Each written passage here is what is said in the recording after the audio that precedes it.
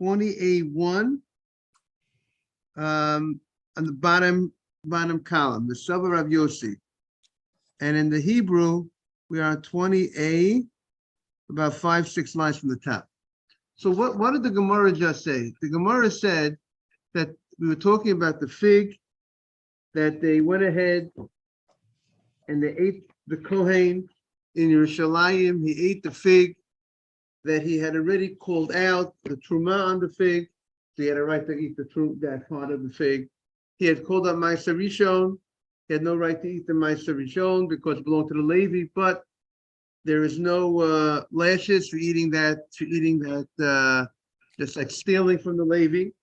And there's no lashes because Ma'aser Rishon could be eaten by anybody, but it belongs to the Levi.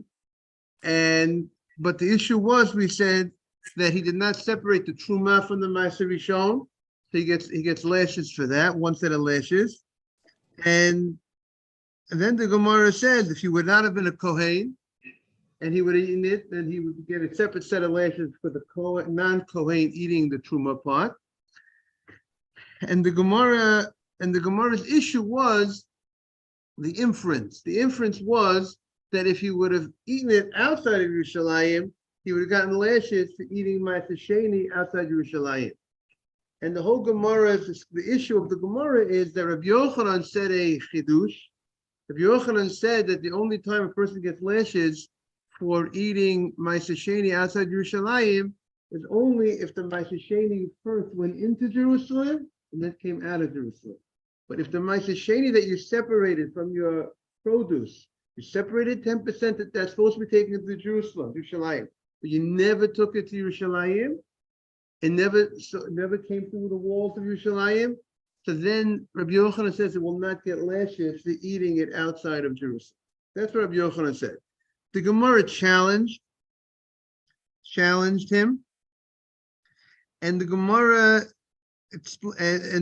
said, the Gemara concluded yesterday, is the following: that if you brought the produce in to Yerushalayim in a state of tevel, you brought the produce into Yerushalayim when it was tevel, then if you take it out of Yerushalayim, you would be subject to that. That's the chidush. The chidush is that even if it was not actually yet designated the Ma'aser Sheni part of this, you didn't say this part is Ma'aser Sheni.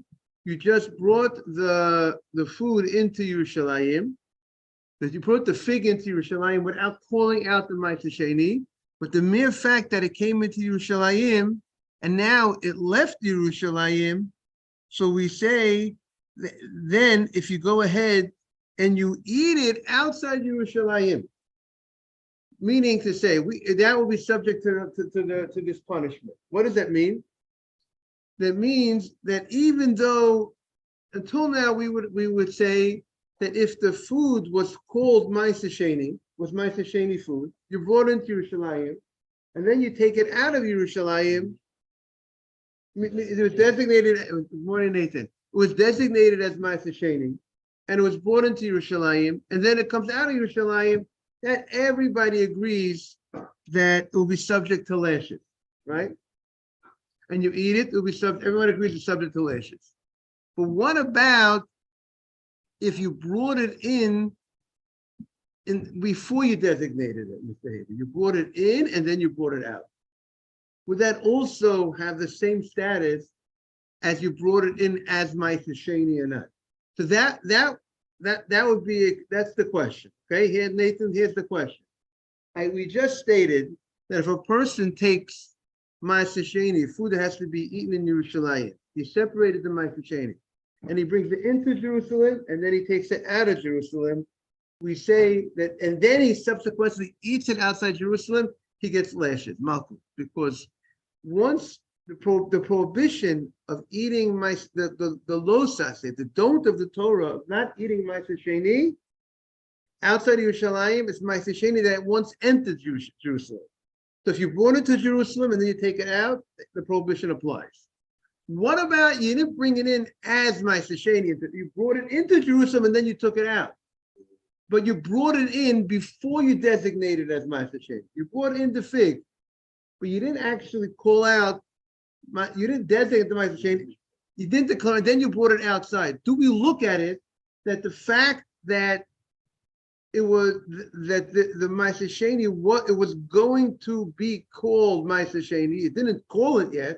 The fact that this produce that was brought into Jerusalem was going to be subject to call out Ma'aser Sheni on it, but he didn't do it yet. Do we consider the potential as if it was done?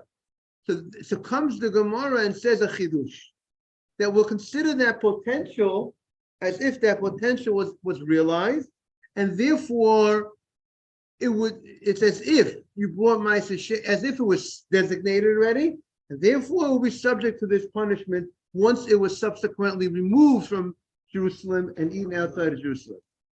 That was the Gemara's the last line of the Gemara, Kagon, that we just learned, Kagon da'ilinu b'tevlayu, right? If you look in 20A1, Nahachim Mayaskinan, in the right column, right?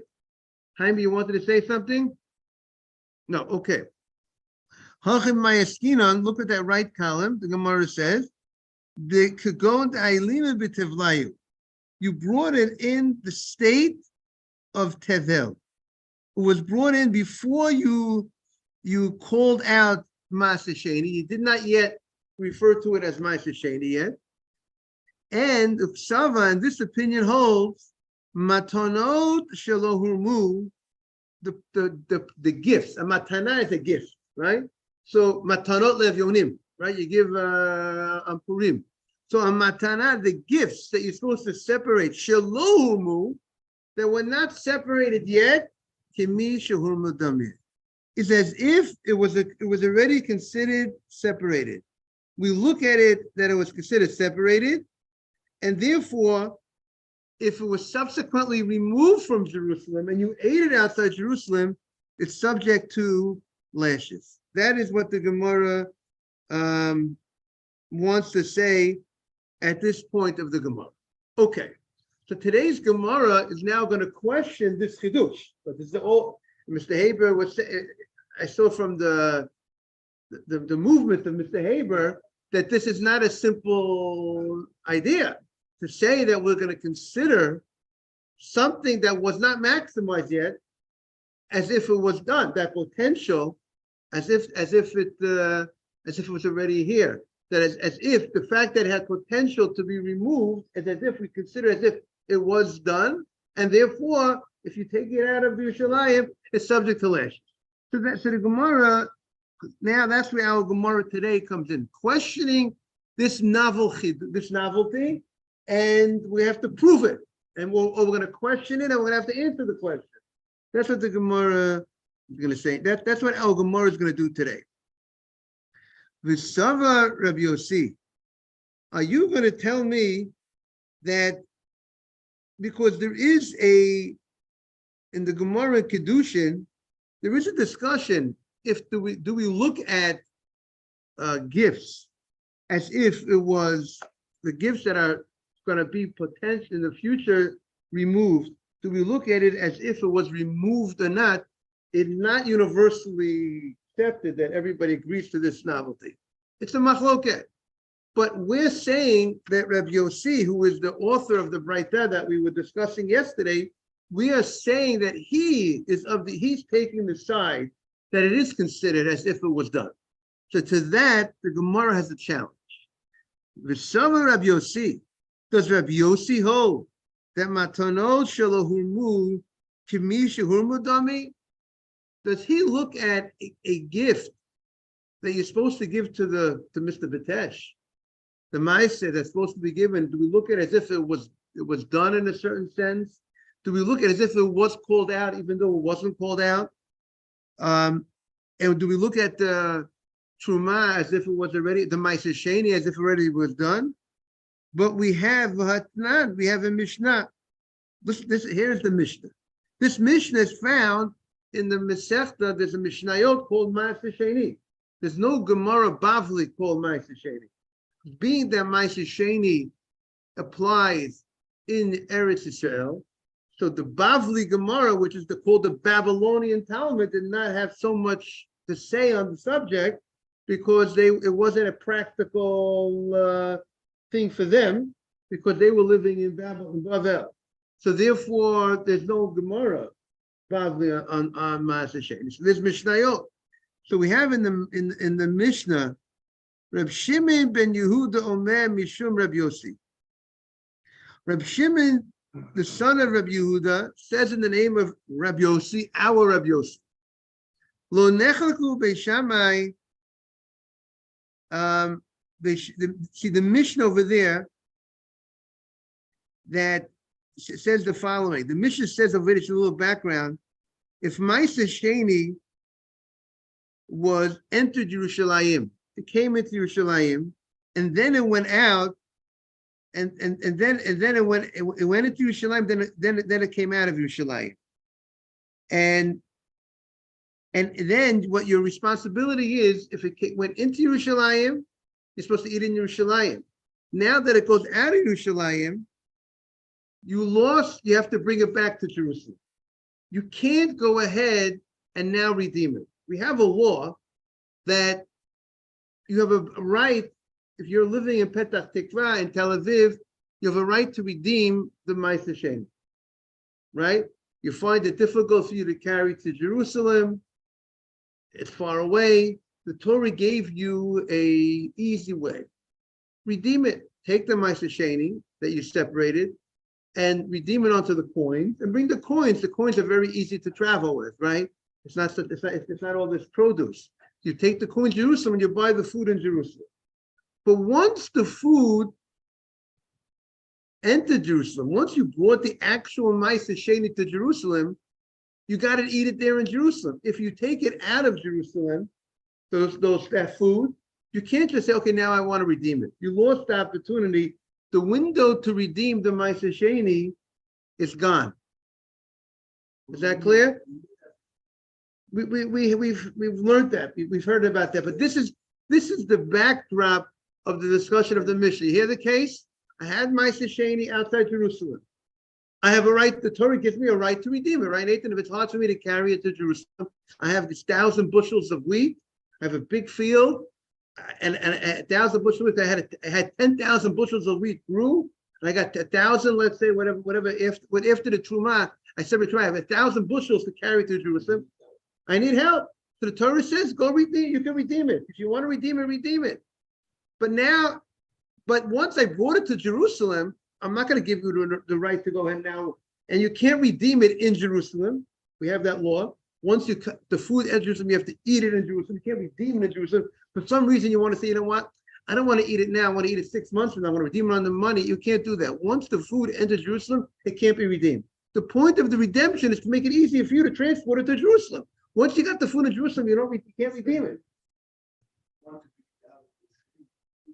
Okay, we have to see more about that, about bringing it, right. It would seem that you should. We have to see if there's a lo say on bringing it out. He should not do that.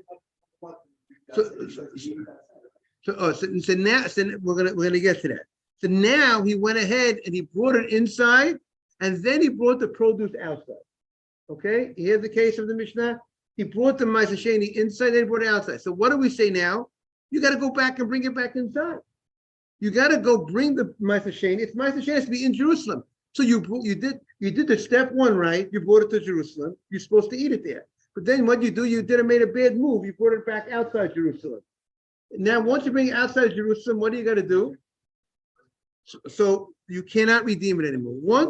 Once you brought it inside Jerusalem, now the window of opportunity to redeem it is gone. And if you brought it outside Jerusalem, good morning, Simon, you got to bring it back to Jerusalem.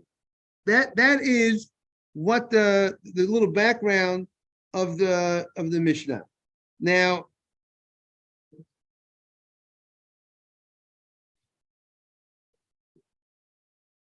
so let's see what the Gemara says. Shimon Yudom Shimon Rabbi Yossi.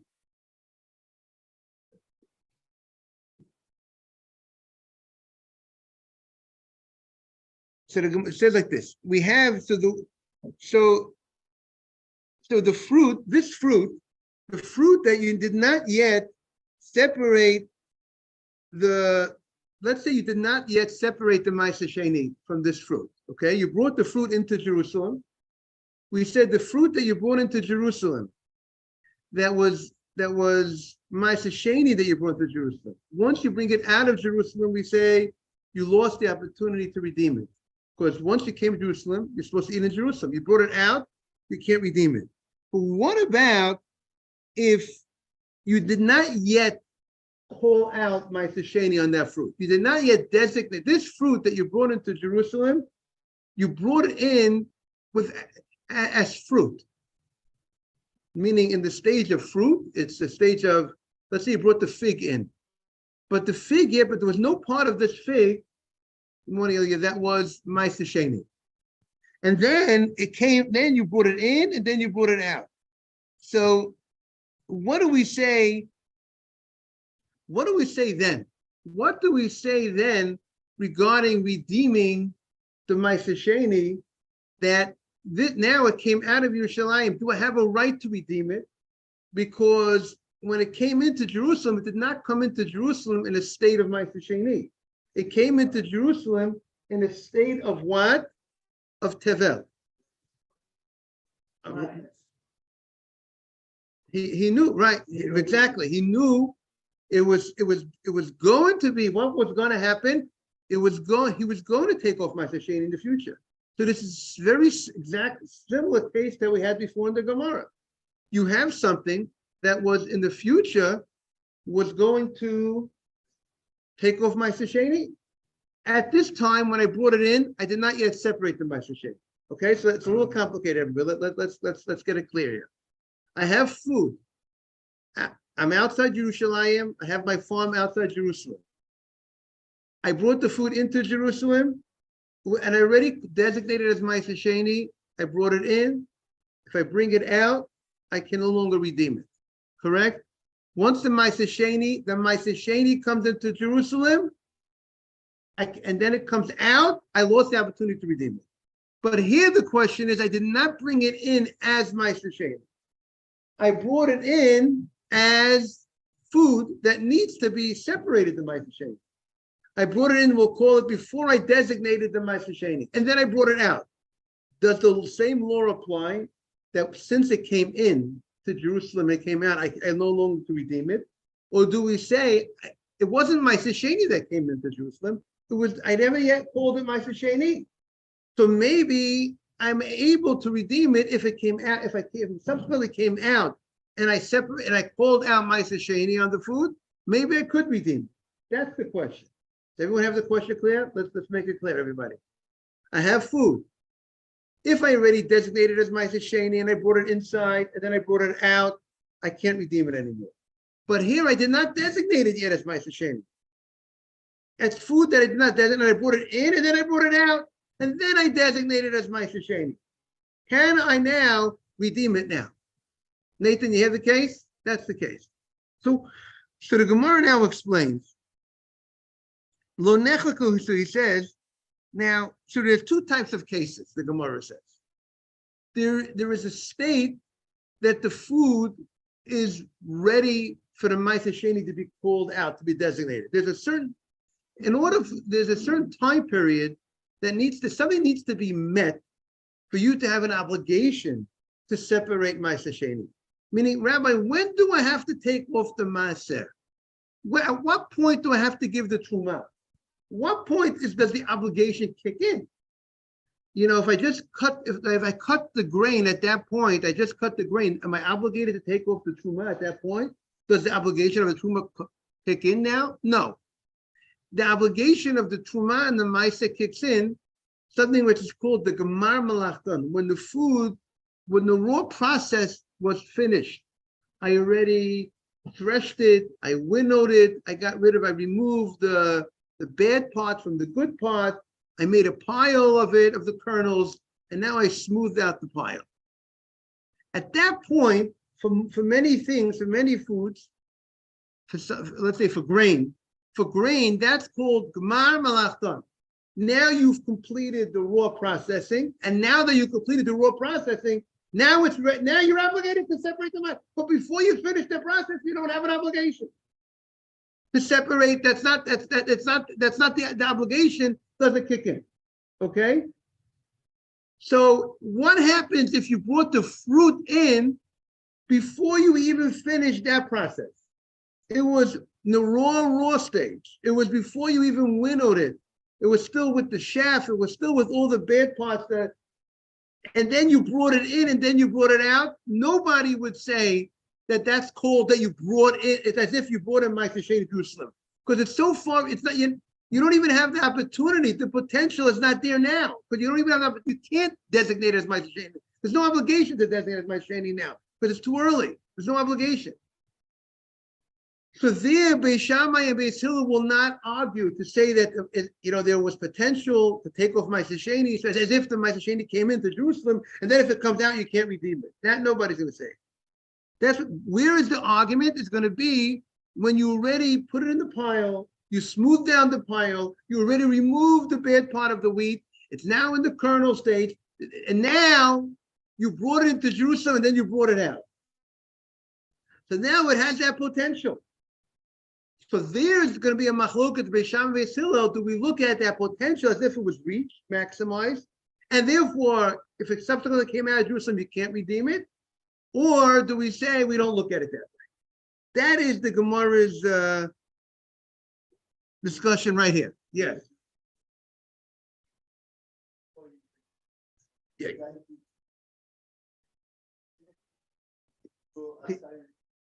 That he wants it right. That's the case here. The guy, he brought all his produce. He made the whole trip, and he brought the produce to Yerushalayim. He didn't yet designate anything of it Ma'aser Sheni. He didn't call out Ma'aser Sheni, and then somehow it came out of Jerusalem back outside. Can he redeem it? What did you say, Mr. Safdie? He didn't. He should have redeemed it. He should have called out Ma'aser Sheni on it outside Jerusalem. He should not have walked into Jerusalem. He should have stayed away. If he wants to redeem it, he should have redeemed it in the beginning. He should call the Ma'aser Sheni. But now the question is, what can we have done now? So the Gemara says like this: Rabbi Shimon ben Yehuda Omer Mishum Rabbi Yossi, Lo nechlaku Beis Shammai uBeit Hillel apeirot shelo nigmeru malachton. Fruits that Simon that they did not finish.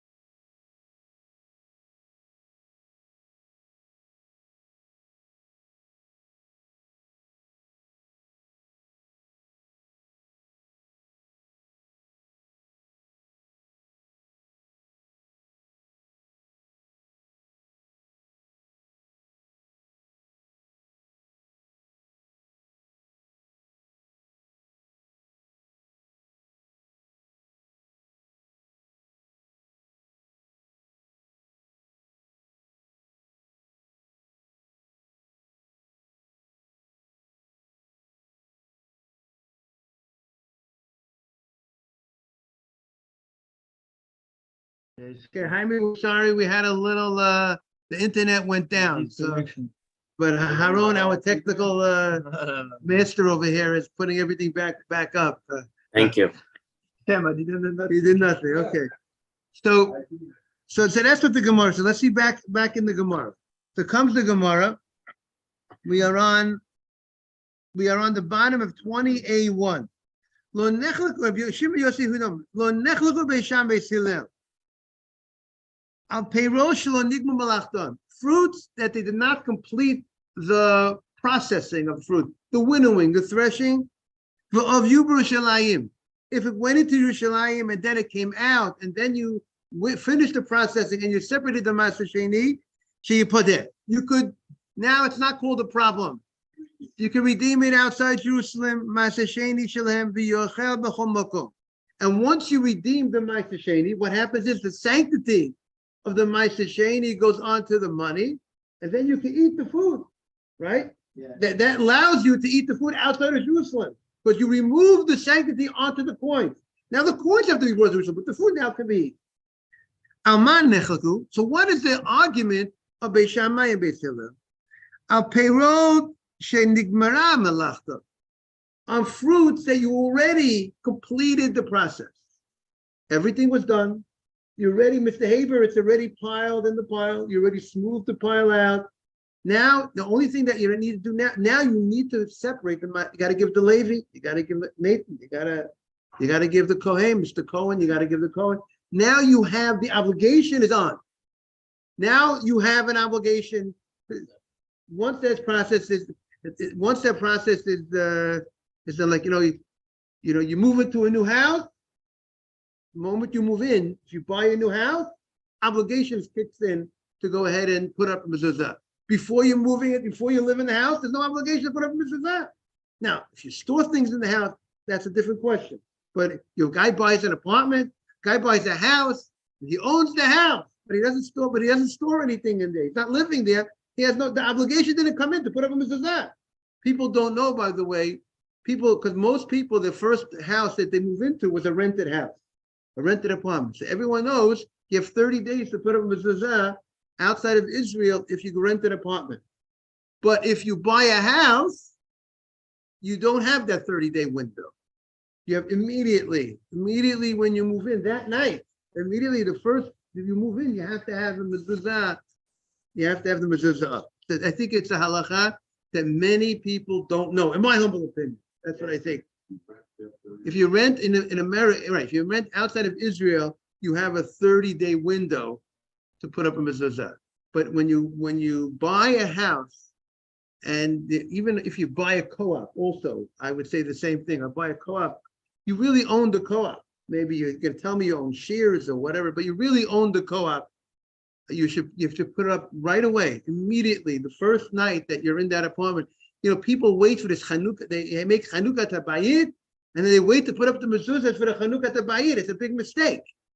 Because a lot of people have a Chanukah Tabayit 10 days a week, who knows how long after the building of the house. What? After they already moved in. If you lived in the apartment, you lived in this house, you own it, you can't wait for the Chanukah Tabayit to put up the mezuzot.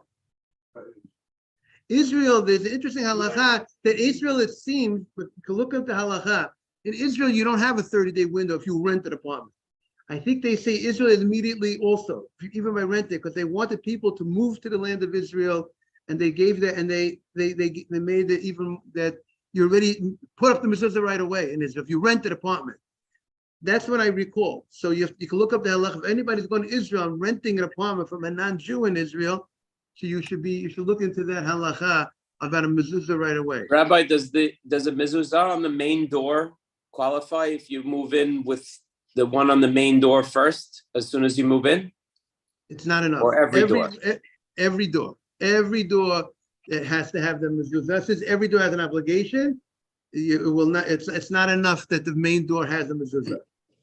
And I think we need to, Jaime, maybe you could look into the halacha more. You could research the halacha. I give you homework. I have it now. You told me you have to have it from the first night you move in.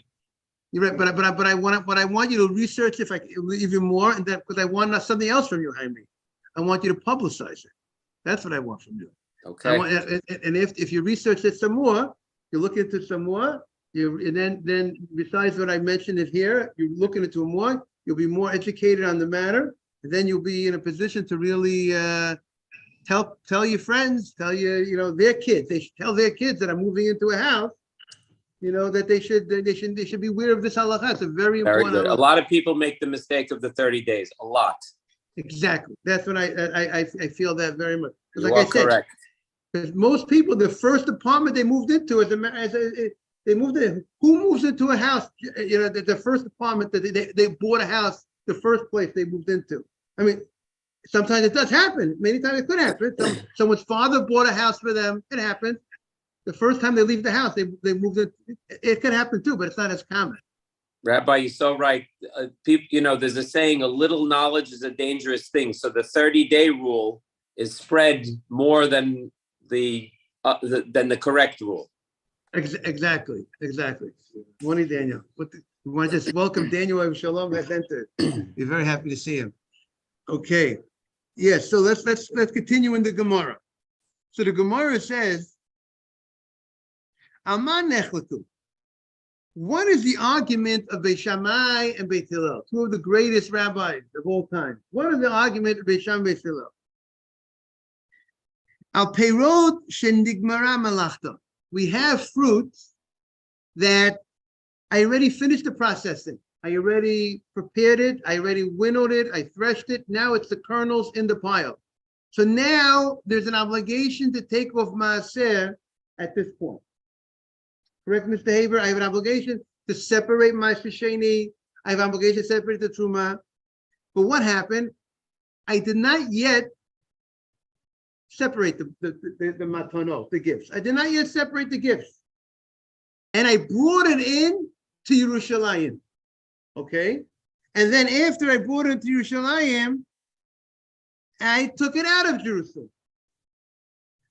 Do we say that if the same way, if I would have actually brought actual maaser sheni that needs to be eaten in Jerusalem, if I brought it into Jerusalem and I brought it out of Jerusalem, we say I can't redeem it no more, right?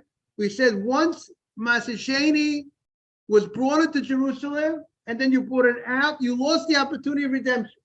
But here I didn't bring in maaser sheni. I brought in food that maaser sheni is going to be separated. You hear, Mr. Haber? So now, do we look at the potential that since here lies in this food that I brought in, lies the gifts that I'm supposed to, that maaser sheni I'm supposed to take separate in the future, which I never pulled out yet? Do we look at it as if it was maximized now? And then if I take it out, I can't go ahead and redeem it? Or do we say, listen, end of the day, I did not bring maaser sheni into Jerusalem. What did I bring into Jerusalem? The raw food, the food. I did not yet designate maaser sheni. So now that it came out, can I go ahead and redeem it? So that is the case of the machloket of Beis Shammai and Beit Hillel. Daniel, is that clear? That's the Simon. That's the case. Ilya, you got the case. I took the food from out. It's not maaser sheni yet. I'm gonna call something maaser sheni, but I didn't do it yet. I brought it into Jerusalem. I brought it out. Can I redeem it now? So that's what the Gemara says. Beis Shammai omrim. Beis Shammai says you lost the window of opportunity of redeeming it. He says, Yazir maaser sheni shelahem. Go back to Jerusalem.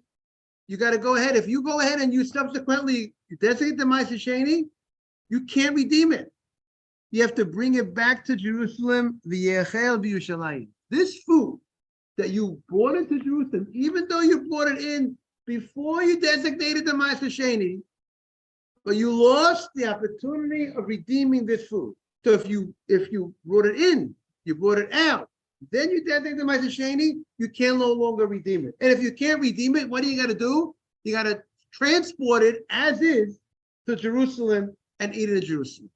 That is what the Gemara says according to Beis Shammai. However, Beit Hillel, who the law follows Beit Hillel, he has a more lenient opinion on this. He says no. He says you can redeem it.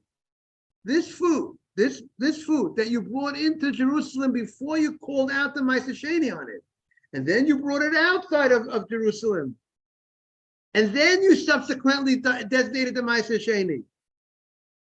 That food, you could now redeem it if you want. Beis Hillel said, Yipadeh v'yachel b'chol makom. Beis Hillel says, you have the right to redeem this food outside of Jerusalem, and you can, once you redeem it, then you can eat it wherever you want in the world, because you redeemed it. It no longer has a sanctity, and you can redeem it. So now the Gemara, that is the statement. So now, very nice discussion. So why is the Gemara bringing this in? Because this seems to be Beit Hillel's opinion, and that's the opinion that we're focusing on. Because that's the main opinion. Beit Hillel is saying that we don't look at the potential of separating the maaser as if it was been maximized. And Rabbi Yossi is quoting Beit Hillel. And Rabbi Yossi quotes that opinion. So he knows that opinion. And he's definitely going to agree with Beit Hillel. He's going to be on the winning team, right? The winning team, so to speak, is Beit Hillel in a certain sense. I mean, Beit Shammai is also a winner, but meaning winning team to mean that the halacha follows Beit Hillel. So Rabbi Yossi, who quotes this right there, who quotes this Mishnah, who quotes his opinions, he's definitely aware of it. He's quoting Beit Hillel. He definitely agrees with Beit Hillel. And yet before we said, so therefore he's agreeing with Beit Hillel, we don't look at it as if it was maximized. And yet beforehand, he said that the Gemara wanted to say that Rabbi Yossi holds that we look at the fact that it was the potential as if it was maximized. That's the Gemara's question. Because what did the Gemara say before? The Gemara said before, if you take the Ma'aseh Sheni into Jerusalem, and then you take it out, and you eat it without, if you take it out and you eat it, right? Or not, sorry, you brought it in, no, you brought it in, even in the state, once the processing was done, you brought in the food to Jerusalem, and then you brought it out and you ate it, he says you get lashes, even though you brought it in before you called out Ma'aseh Sheni, right? Again, if you take Ma'aseh Sheni and you bring it into Jerusalem and you take it out, there's lashes. Everybody agrees. Ma'aseh Sheni, because Ma'aseh Sheni is being in Jerusalem. If you take the Ma'aseh Sheni and you brought it in Jerusalem, and then you take it out of Jerusalem and you eat it out of Jerusalem, there's lashes. But the Gemara said a chidush. Not only if you take Ma'aseh Sheni in Jerusalem, bring it in Jerusalem and you take it out of Jerusalem and you eat it outside Jerusalem, there's lashes. Even if you take the food before you called it Ma'aseh Sheni, you brought it into Jerusalem, and then you bring it out and you eat it out of Jerusalem, you're subject to lashes. What do you say? The Gemara, Rabbi Yossi says, that's what the Gemara say. The Chiddush and Rabbi Yossi would hold that if I go ahead and I take food that's outside of Jerusalem and I bring it into Jerusalem, and I didn't yet call it Ma'aseh Sheni, and then I take it outside of Jerusalem, and then I designate it as Ma'aseh Sheni, he eats it outside of Jerusalem, there's lashes. So we see that the potential, we look at it at the potential as if it was done, as if it was already called Ma'aseh Sheni. And here we say that we don't look at the potential as if it was done. We're going to see tomorrow an answer to this question as why is it when it comes to eating the Ma'aseh Sheni, if I brought the Ma'aseh Sheni into Jerusalem, not the Ma'aseh Sheni, I brought it in the raw state, in the tevel state, but it was already processed. It's just missing the step of designation of Ma'aseh Sheni. If I brought it in and I brought it out, and then I ate it in that state, he's subject to lashes. But yet, when it comes to redemption, if I brought it in that state, and then I brought it out in that state, and then I subsequently called the Ma'aseh Sheni, I have the ability to redeem it. So we're going to see why we're more lenient by redemption and eating. It's a little complicated, everybody. We'll go through it again tomorrow. Have a great day, everybody. And Jaime, I gave you homework. Jaime, you could go look on Google, see who the quote. A person moves into a new house. When do they have to put on mezuzah? Please tell me what you'll see on the, or any website, or ask any of your rabbis that you have a large group of rabbis. I already asked my rabbi. You gave me the answer. Yes, but I want And you ask any of your poskim, so then you could say not only Rabbi Friedman said it, you could ask any of your poskim. Better than calling Google. Better to directly send a text message, email to one of your poskim that answers halacha for you, and I want to see, and you'll see what they say, and then you'll be able to publicize it to the world. Thank you. Thank you very much. Thank you, Jaime. All the best. It's been 2 weeks now, not a month. And he's like, what do you want? I'm about to do the mezuzah. I'm like, no, we just do it now. And I took a video of you. It was perfect. It was like Great. the perfect thing you needed to hear. Great. Well, who brought it up? The mezuzah. No, because it was a question of the potential of it was connected to our You needed Gemara. to hear that. Yeah. It was great. We try to bring in halachot that are I connected. love it. Thank you. Sorry. No, I know, man. I called you back. I know, No and problem.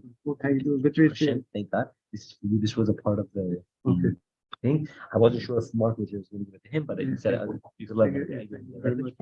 And today is my grandfather's yahrzeit, on the 5. So we're going to the cemetery, like basically next. What a great man. Really well. Really well. So anyway, you knew him, right? You met him or? No, this is You- your okay. mother's father, right? Yes. Yeah, he's in the book. Yeah, he's in the book. Yeah, of course.